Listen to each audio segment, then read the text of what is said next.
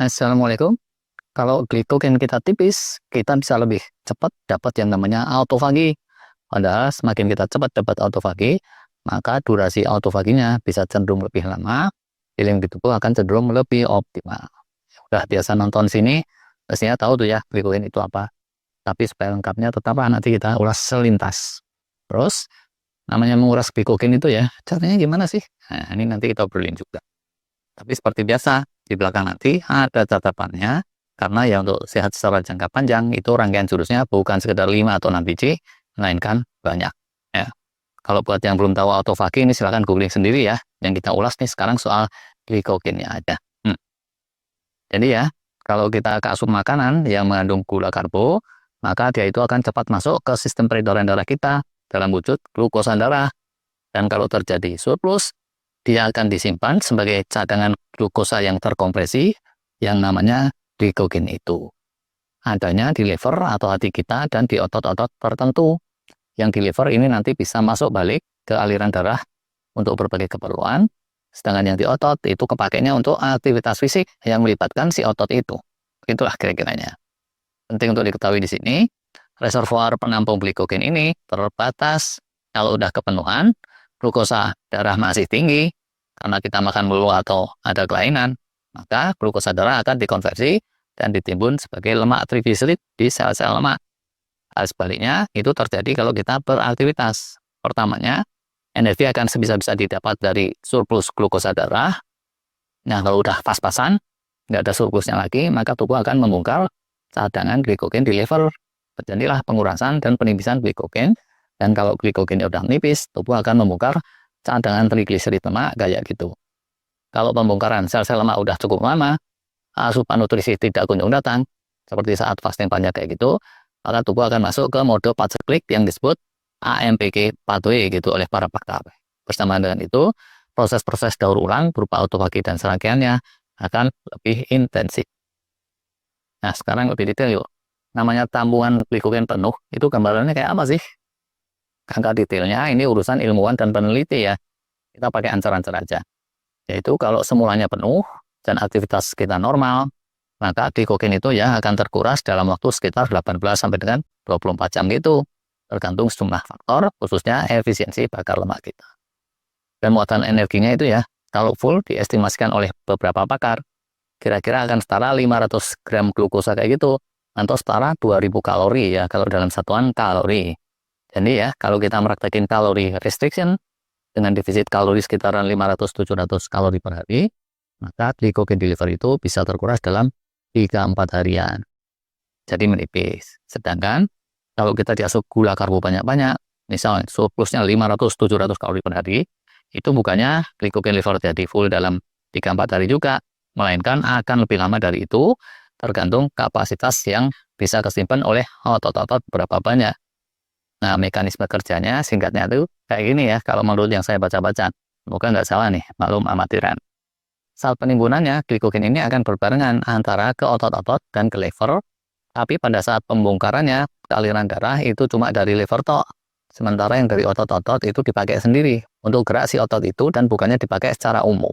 Nah, sementara persinyalan AMPK pathway tadi ngecek tipis enggaknya, utamanya di aliran darah. Terus gimana ya intermittent fasting bisa menguras glikogen? Intermittent fasting, kalau mau menguras glikogen, dia mesti sehari-hari itu memunculkan yang namanya kalori defisit. Kalau fasting tapi secara asupan kalori hariannya enggak defisit, ya udah pengurasan glikogen cuma terjadi temporer terus keisi lagi, temporer terus keisi lagi, pocong-pocong doang. Gitu juga kalau kita nyemil melulu nih, tidak ada fastingnya sama sekali, itu glikogen juga bakalan manteng terus, nggak akan menipis. Makin besar defisit kalorinya, makin serius fastingnya, pengurasannya tentu akan makin cepat. Nah, itulah syarat pertama. Syarat kedua, proporsi asupan gula karbo saat nggak fasting itu juga mesti dibatasin, mesti kecil. Idealnya sekitaran 100 gram aja lah, atau kurang dari itu. Tapi ini susah ngukurnya, Ling ya. Tapi pokoknya dikit gitulah ya. Kalau tiap makan nasi itu 2 porsi, terus lauknya sambal sama ikan asin secuil, ya udahlah, nggak usah dibahas. Nah, terus setelah 2 itu tadi, kita mesti nunggu beberapa hari, karena untuk pengurasan, bikin dia jadi tipis, itu perlu waktu. Contoh nih, kalau pakai mode puasa Ramadan, sebelum Ramadan gitu ya, misalnya kita asumsikan nih glikogen full tank gitu, Hari pertama fastingnya 13 jam. Nah, defisit 500 kalori. Itu kira-kira ya, tangki glikogen udah berkurang tuh.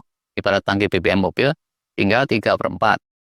Kalau hari kedua gitu lagi, ibarat tangki BBM dia tinggal setengah. Hari ketiga tinggal 1/4. Hari keempat baru deh dia akan tipis terkuras. Di titik itulah potensi percepatan autofagi bisa optimal. Sebelum sampai di titik itu, biasanya orang puasa Ramadan yang cuma 13 jam durasinya, itu autofaginya belum terlalu gimana-gimana. Autofaginya itu baru akan signifikan kalau orang itu puasanya tanpa sahur gitu ya, dan puasanya dapat 20 jam atau lebih. Sedangkan kalau pengurasan tadi itu sudah terjadi, itu ada kemungkinan ya di jam puasa ke-12an aja, AMPK paginya udah optimal, dan autofagi pun signifikan.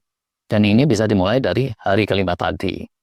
Kalau di jam ke-13 terus buka, autofagi signifikannya terhenti, tapi lumayan tuh. Dari jam ke-12 sampai jam ke-13 dapat 1 jam. Kalau mau diulur dikit-dikit, buka puasanya jangan langsung makan berat. Tapi diasup air putih dulu tuh misalnya, bareng 1 jam gitu ya. Atau gimana tertibnya silahkan diatur. Nah kalau mau durasi panjang, sahurnya minimalis tadi. Misalnya nih cuman minum doang, itu hasilnya bisa dapat 22 jam tuh. Atau sekitar itu. Durasi autofaginya yang kencang bisa mantul. Bisa dapat 10 jam. Dengan autofagi yang mantul, stem cell, hormon pertumbuhan, penguatan sistem imun, dan seterusnya juga akan signifikan tuh insya Allah. Bisa terjadi deh healing yang lebih dari biasa-biasanya. Alhamdulillah. Tapi ini ada catatannya. Penyetop autofagi dan AMPK pathway itu tidak cuma glukosa glikogen, tapi ada juga yang namanya mTOR.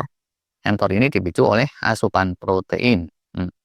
Kalau selama fasting asupan proteinnya kelewat mantap, mTOR pathway itu sama juga. Dia bisa bertahan sampai 20 jaman juga. Dan selama mTOR ini masih on, AMPK pathway belum jalan. Autofagi pun belum akan gimana-gimana. Jadi, untuk menjamin percepatan autofagi seperti yang diinginkan, selain perlu pengurasan glikogen tadi, asupan protein pun itu mesti dibatasi selama fasting. Secukupnya aja dulu, jangan banyak-banyak. Catatan lain, kalau tubuh mau cepat dapat autofagi, dia mesti fat adapted gitu. Kata para pakar, yaitu dia bisa bakar lemak dengan cepat melalui proses ketosis. Nah, soal bagaimana mengakselerasi ketosis, sudah pernah kita bahas juga tuh. Silahkan aja dicek videonya. Itu deh kira-kiranya. Kalau ada pertanyaan, silahkan aja komen. Terima kasih.